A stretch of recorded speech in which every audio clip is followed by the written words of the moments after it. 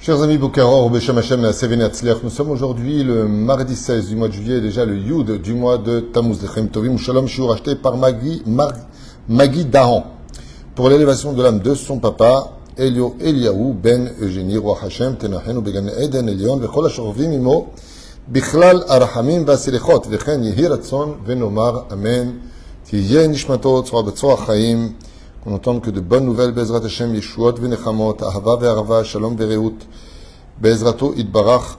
Aussi aujourd'hui la Askara de Chaim Yaakov Ben Roséline, Roi Hashem, Tenachenu, Began Eden, Elion, Bezrat Hashem. On pensera, et on aura une pensée aussi, avec sa permission, pour Aïcha Tznoa, Shalcha Lebet Olama, Shoshana Bat Mesaouda, Bezrat Hashem, Roi Hashem, Tenachenu, Began Eden, Ufchen, Avram Ben Fibi, Tziboni, Roi Hashem Tenachenu Began Eden. En tout cas, que notre étude élève l'âme de son papa, Bezrat Hashem, comme on vient de le citer, par le mérite de notre étude. Et merci à Magui d'avoir acheté ce chiour chez nous. Eliaou Ben Eugénie, ce devoir Torah, Bezrat Hashem est pour vous. Et j'espère qu'en même temps, il donnera des réponses par rapport à un sujet qui est tellement d'actualité.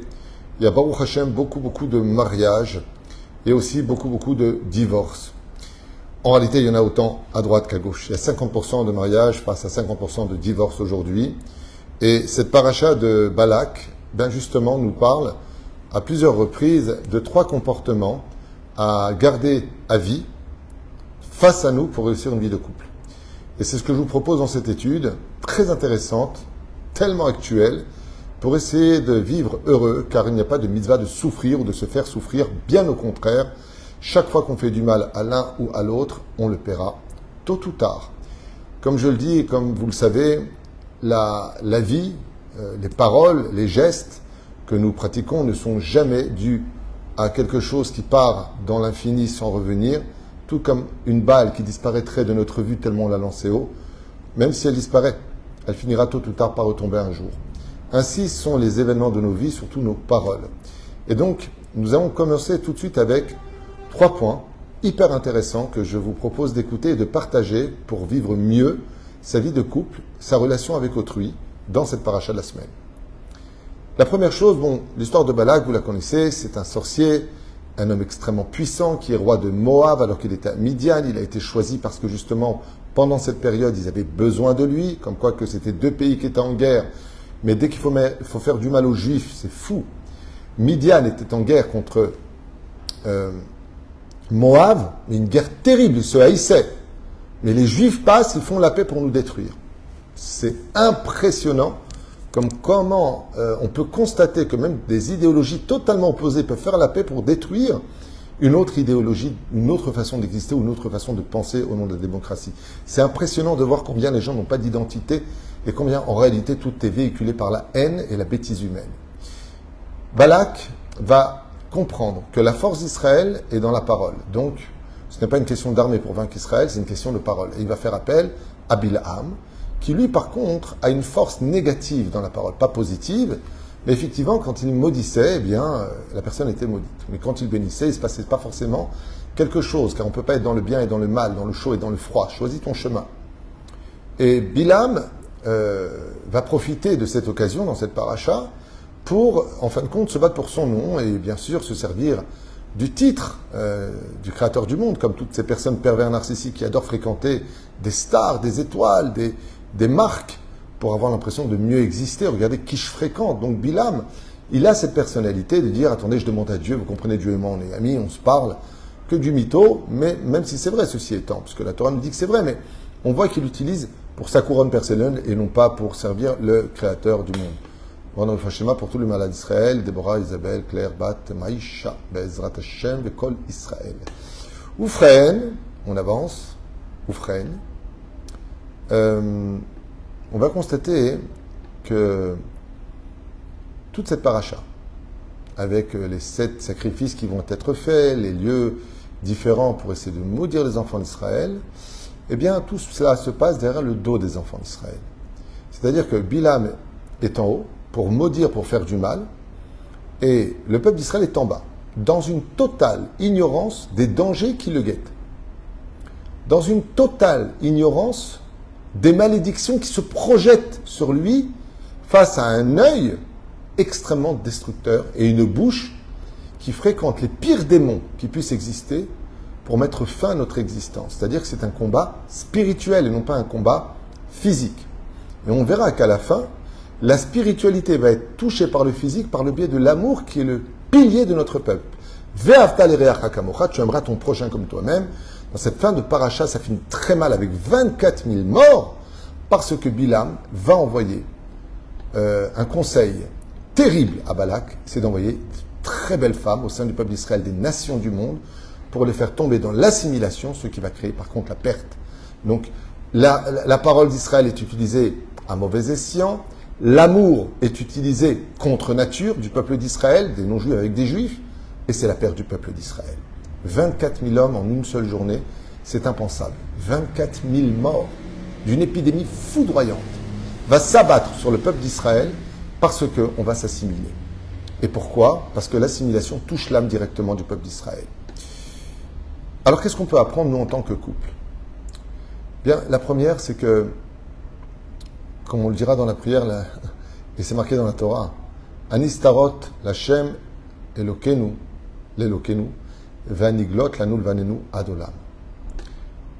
Je l'ai dit hier d'ailleurs dans une phrase rapide dans le cours d'hier matin, si on se devait de faire des Seudat Odaya, de remercier le Créateur du monde pour les miracles qu'on connaît, il faudrait centupler notre reconnaissance à Dieu pour les miracles qu'on ne connaît pas et que Dieu nous fait chaque instant de notre vie. Kol Neshamat Alléluia, Alléluia, la Gemara nous dit qu'en réalité, chaque respiration devrait exiger de nous de la reconnaissance pour le bien que Dieu nous fait dont on n'est pas au courant, comme dans ces parachas de Balak.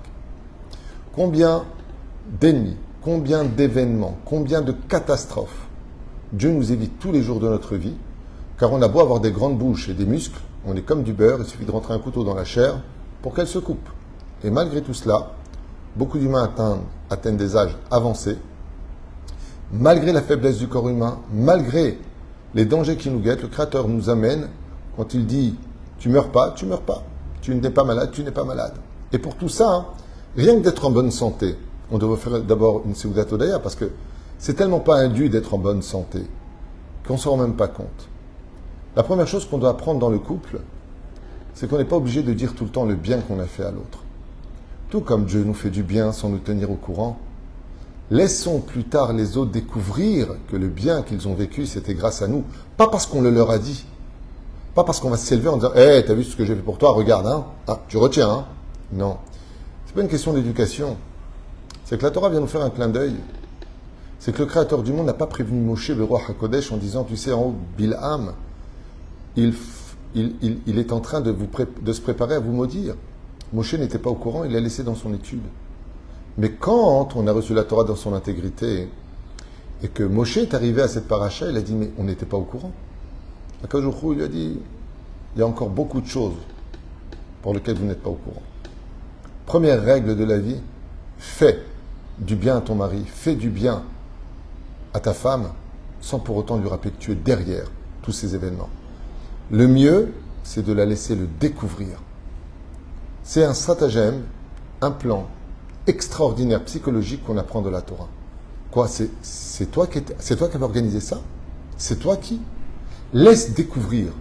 Tout comme Dieu se cache pour nous laisser le mérite de découvrir, ne viens pas constamment dire « et moi, et moi, et moi ». Première règle qu'on apprend. Deuxième règle qu'on apprend de cette paracha au niveau du couple, qui est extraordinaire et qui finit justement avec des couples recomposés, impurs à la morale juive, eh bien, c'est cette fameuse phrase. Ma tovo alacha Yaakov mishkenotcha Israël. Comme elles sont belles, comme elles sont bien, tes tentes Israël. Ma tovo alacha Yaakov mishkenotcha Israël. Comme dans le Mishkan dans lequel tu vis. De quoi est-ce que l'on parle? Il y a beaucoup d'explications à cela, et là vous allez vous frotter les mains. Effectivement, nous parlons de dehors. Le Ohel, comme on voit chez le Rabbi, le Ohel, c'est l'endroit, la synagogue, le Beth Midrash. C'est à l'extérieur de la maison. Et puis il y a Mishkenotecha, et Foata Shochen, où habites-tu? Comme tu dis en hébreu, le Shachen, le voisin. Donc où habites-tu? De quoi s'étonne Bilam? Il s'étonne de voir que dans la moralité du peuple d'Israël, dans son ensemble, il y a toujours l'exception à la règle, le même personnage agréable, sympathique, souriant, toujours à aider tout le monde, à l'extérieur de la maison, quand il est à la synagogue, il joue le petit tzaddik, tout le monde l'aime bien, oh il a une belle voix, mais à la maison, c'est un monstre. Il chante pas, il critique, il aide pas.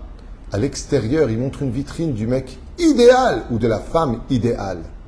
Mais à la maison, c'est un démon au visage d'ange. Et là, cette paracha vient nous apprendre que ce qui a le plus choqué, étonné, surpris, je dirais, Bilham, c'est cette phrase. Il dit quoi? Vous les Juifs, vous êtes les mêmes à l'extérieur qu'à l'intérieur? C'est-à-dire que votre Torah, votre religion ne se vit pas qu'à la synagogue? Non. Chez nous, les Juifs, la Torah se vit au travail. Quand on se lève le matin, on dit Modani lefanecha. On fait nos bénédictions. On sort, on dit au revoir à la famille. On embrasse la mezouza. On prend la route de la synagogue. On vient mettre les tefilines. On vient travailler dans l'honnêteté. On vient travailler dans la justice. On donne de la tzedaka. Et même pendant les repas, on fait des dvar Torah. On surveille notre bouche de ne pas dire des vulgarités. Le même personnage qui est dehors, c'est le même qu'à la maison. Ça, c'est très dur. Il est d'ailleurs très choquant de voir des personnes qu'on a l'habitude de voir tout le temps très bien habillées, d'un coup en short. Je me rappelle Rabbi Moshe Deri Zatzal, mon rave, même quand il était chez lui, en pyjama par exemple, de satin comme ça, avait un beau pyjama en satin, je me rappelle, le bouton était fermé jusqu'en haut. Tout était nickel. Même quand il n'y a personne, il est le même, comme si qu'on l'observait. Et ça, c'est un des plus hauts niveaux et une des plus belles choses. Vous savez combien de gens souffrent dans le couple quand on dit « Oh là là, qu'est-ce qu'elle est bien ta femme, qu'est-ce qu'il est bien ton mari ?» La vérité, que Dieu te le garde. Ah ouais, tu veux l'épouser? Il me crie dessus toute la journée, il m'insulte, il me crache dessus, il ne me considère pas, il n'y a pas d'amour. Par contre, dès qu'il faut aider les autres, il est toujours présent. Moi, ça fait des années que je lui demande de me changer juste un joint. Il ne l'a jamais fait. Et pour changer le robinet de la voisine ou d'un ami à lui, là, par contre, il s'est montré quel tzaddik il est.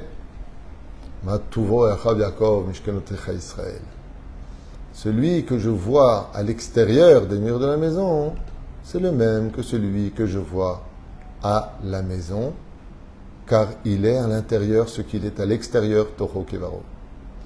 Et la troisième chose que l'on pourra constater, Bezrat Hashem, au sein même du peuple d'Israël, c'est que malheureusement, et heureusement, malheureusement parce que cet avantage peut devenir une arme fatale, conséquente dans ses dégâts, c'est les émotions.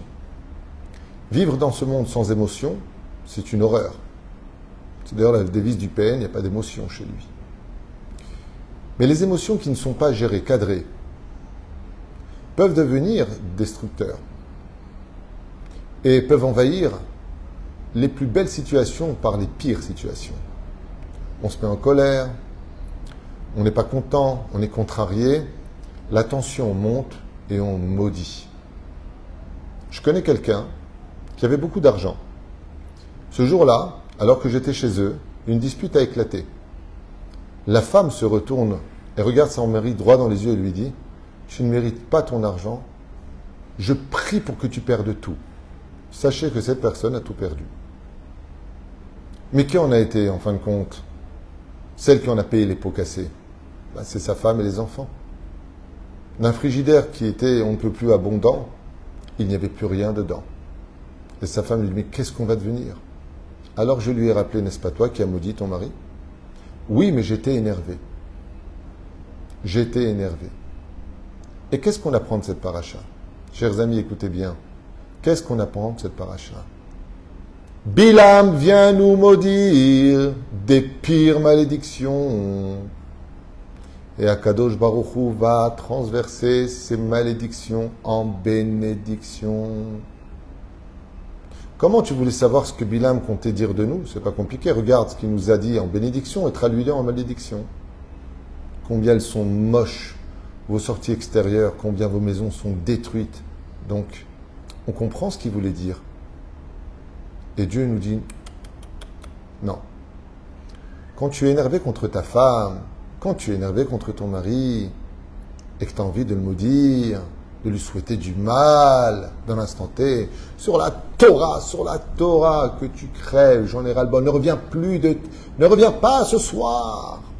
Espérons que tu meurs, toi et toute ta famille. Vous connaissez ces phrases que l'on dit avec l'achnana et les veines qui sortent sur le côté et on a envie de tuer le monde. J'en peux plus.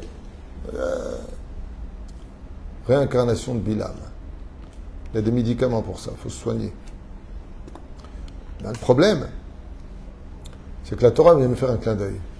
C'est très beau ce que vous allez entendre. Les Chachamim, pas moi. Ils disent, apprends de Bilam, de ce que Dieu a fait de sa bouche. Il voulait maudire, en nous souhaitant par exemple que notre vie se raccourcisse, et Dieu lui a dit, tu diras que votre vie se rallonge. Donc quand tu viens pour maudire une personne en lui souhaitant la mort, dis-lui, je te souhaite une longue vie, le temps de faire tes chouvas. Par exemple, le message est passé, mais tu ne l'as pas maudit. Si ta mari qui a de l'argent, une femme, il y a deux caisses différentes, je ne sais pas, des problèmes financiers, ne le maudis pas qu'il perde cet argent parce que tu punis toi, tes enfants, la famille. Les répercussions sont générales, elles ne sont pas que sur lui. Et lui, tu lui donnes un argument, ben voilà, aujourd'hui je peux rien à cause de tes malédictions. Ou elle va le dire, peu importe. Aval, tu peux tout à fait lui dire que Dieu te garde ton argent et qu'il t'en rajoute. Juste qu'il t'ouvre aussi ton cœur pour penser aux autres. Traduis par la bénédiction les malédictions que tu voulais lui souhaiter. Ne dis pas à ton fils, je ne te supporte plus. Dis que Dieu me donne la force de te supporter encore. Vous voyez, ça veut dire la même chose. Seulement l'un vient maudire le fils, l'autre vient bénir le fils. Et mes intentions sont expliquées. Ne dis pas, disent les Chachamim, il n'y a pas, il manque. Dis, il faut racheter. Donc je rajoute sur la bracha d'avoir eu quelque chose qui nous manque aujourd'hui. Si on faisait juste attention à ces 3 points, de faire les choses les Shem Shamaim sans rien attendre, comme Dieu l'a fait, si on faisait réellement preuve d'honnêteté et d'être ce personnage tellement délicieux à l'extérieur qui se comporte de la même façon à l'intérieur, et si au lieu de constamment nous énerver à cause d'une mauvaise gestion de nos émotions avec des mots d'amour, tout comme par exemple, tu peux le dire même à la tunisienne, je vais te tuer chérie, c'est mignon, mais ce que je voulais dire par là, c'est qu'au lieu de souhaiter la mort, la ruine, la maladie, ou de se maudire soi-même, et je vous le redis une fois de plus, ne vous étonnez pas de souffrir si vous passez votre temps à jurer. Jurer n'apporte que des malheurs et tue les enfants, tue et apporte des maladies. Sur la Torah, sur les 10 commandements, sur la tête de mes enfants. Rabotai, c'est à sourd de jurer. Il est strictement interdit de jurer, sauf en cas de pikuach nefesh. Quand il s'agit de vie ou de mort, on jure. Pas plus que ça, et devant un beddin en général.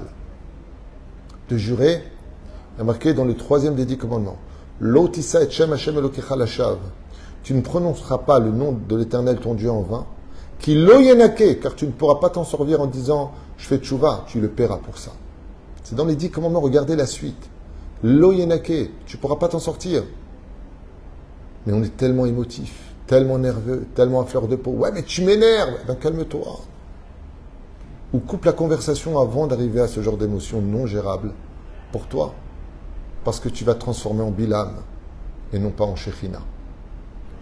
La Chen Bezrat Hashem, ce sont 3 points, il y en a d'autres, mais ce sont 3 points que je trouve vraiment très centrales pour pouvoir Bezrat Hashem nous remettre en question sur bien des points qui nous feront souffrir un avenir terrible jusqu'à nous assimiler à la vulgarité du Yetzer Hara au lieu de tout simplement se relever entouré de tellement d'ennemis autour de nous.